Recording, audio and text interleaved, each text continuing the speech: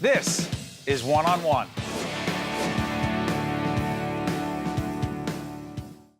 We're joined by Corinne Zupko, who is an author of an interesting and compelling book called From Anxiety to Love. How you doing? I'm doing great. Thank you so much for having me. What are you doing writing about anxiety? Like as if there aren't millions of people dealing with it every day, or not dealing with it.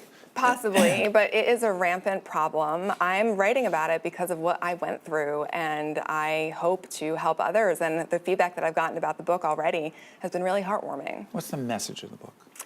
The message of the book is that anxiety falls away as we begin to remember our true self. So I believe that what we are is love. We're made of love. There's this spark of good that exists in all of us. And it might be really deeply buried. It might be covered on layers upon layers of fear. But the more we get in touch and connect with that, the anxiety falls away. It's not like we have to effort or strain or really, although it's a process and it's work, it's not like we have to work hard at getting over our fears. The fear falls away as we connect with ourselves. Is that what happened for you? Yes. By the way, just if you, without putting you in an uncomfortable and anxiety-filled situation, what did you experience? I have been diagnosed throughout my life at various points in time with multiple different anxiety disorders. So my first anxiety disorder diagnosis came at the age of 2, around there, when I was really young.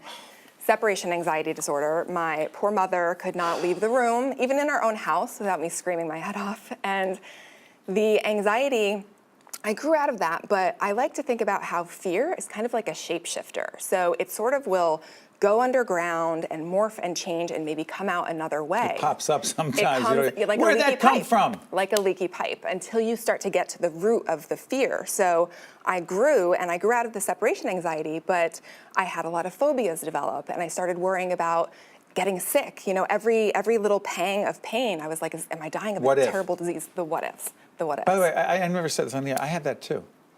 I think we all do. I think we all do. You got a bump, you got to think, it's got to be something terrible. Yeah. My wife would be like, will you stop? It's putting the fear ahead of the reality. And one of the worst things we can do is go on the internet and search for our symptoms, because the internet will tell us the worst case scenario. It doesn't help anxiety, does it? Not at all. Not at all. Okay, so you're dealing with it. You're struggling with it. Mm-hmm. What makes you say, I want to help other people? Well, the desire to help came from my own receiving of help. So when I was in college, that was when I started struggling with panic attacks. So the college age years are a time when mental health issues surface for a lot of people. Sure. And I was no exception. So I learned that a student who I actually didn't know died of a sudden illness. He was supposedly fine the night before and then passed away the next morning. And I remember just being terrified that that was going to happen to me, or how could this even happen? It just seems wrong that could happen to somebody. And that was when the panic attacks began. And I felt like I would try anything to feel better. And of course I got into therapy, and I was greatly served by my counselor. Although I needed to go deeper than what we did, the work still helped enough that I knew I found my calling. I switched my major from, I think at the time, physics to psychology, and I knew I wanted to go into counseling. And what's interesting is you do online counseling? I do online coaching. Coaching, I'm sorry. Yes, I do. I work with groups with educational How programs. rewarding is that? It's so rewarding to get to... Why is that? To make meaning out of your own darkness, out of your own struggle, to be able to take what I've learned and turn around and be able to help somebody else is the best feeling in the world. Stay on that point. I do a fair amount of coaching in the area of public communication, speaking, seminars, workshops, leadership and communication.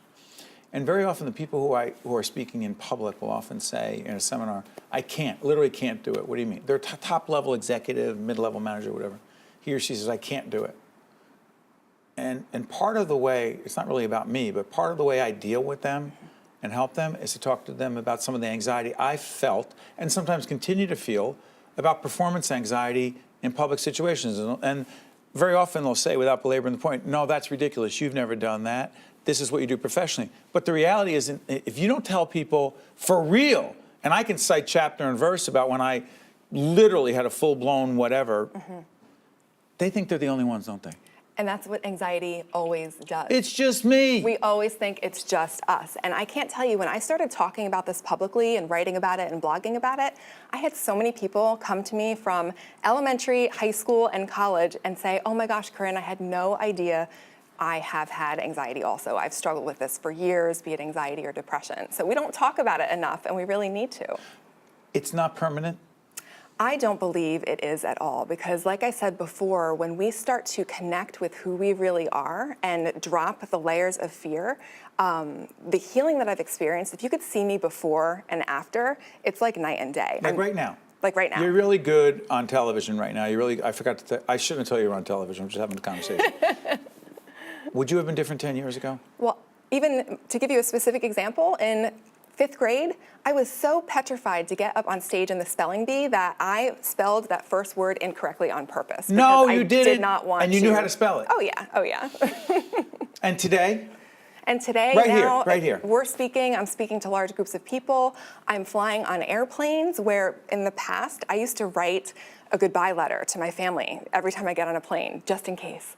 And now I'm able to fly without medicine, without white knuckling, a meditation the whole time, because I'm trying to keep myself calm. Best piece of advice you give someone listening right now, because you know many are struggling with anxiety. When I was knocked out on the couch with anxiety, where I had mascara stains down my cheeks from crying, my stepfather looked at me and he said, Corinne, the light in you is too bright to fail. And I say that to everybody listening right now. The light in you is too bright to fail. No matter what your struggle is, no matter what your challenge is, the light in you is too bright to fail. You may not realize it, but you just helped a lot of people in a short period of time. I hope so. And I thank you for joining us. Can I tell folks again? Absolutely. Corinne's book is called From Anxiety to Love. And I thank you very much and wish you and the people you work with every day nothing but the best. Thank you so Thank you much. for sharing. One-on-One with Steve Adubato has been a production of the Caucus Educational Corporation, celebrating over 25 years of broadcast excellence. Funding for this edition of One-on-One with Steve Adubato has been provided by Hackensack Meridian Health, Horizon Blue Cross Blue Shield of New Jersey, TD Bank, New Jersey Council of County Colleges, Kessler Foundation, NJM Insurance Group, and by NJ Best. Promotional support provided by Meadowlands Regional Chamber, building essential connections that drive business growth, and by Observer New Jersey Politics. Transportation provided by Airbrook Limousine, serving the metropolitan New York, New Jersey area. One-on-One with Steve Adubato has been produced in partnership with TriStar Studios.